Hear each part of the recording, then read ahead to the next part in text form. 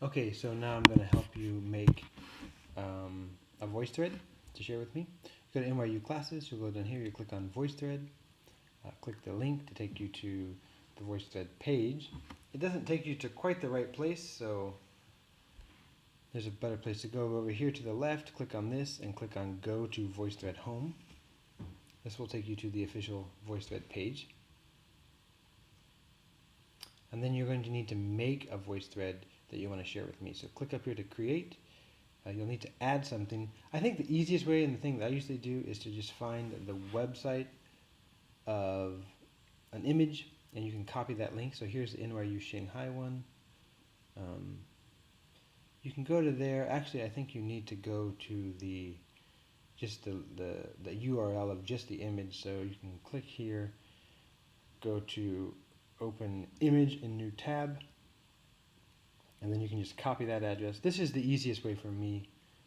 Copy that, use URL. You can also add your own picture, but this is the easiest for me. And then give it a name, call it your name, and then final project learning team reflection, I think is the best title to share for that.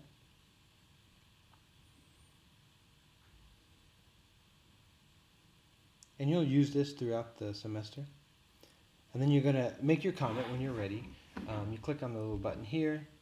I think the best is to do a movie one. You could do an audio one, but I think a movie one is best. So you can record that here when you're ready. And then you'll save that. Of course, yours will have your reflection. And then you need to share it with me. So the share option. You don't need to share this with everybody, just me. So if you create a contact, that's me. You can enter my email address. You can find this on the syllabus. But johnjordan@nyu.edu will work. Enter my name. Save that, and once I'm in your contact group, I'm already here under John. You can just click that and share it with me. Then I'll have the voice thread, and I'll be able to listen to what you're saying about your work you've done with your learning team over the semester.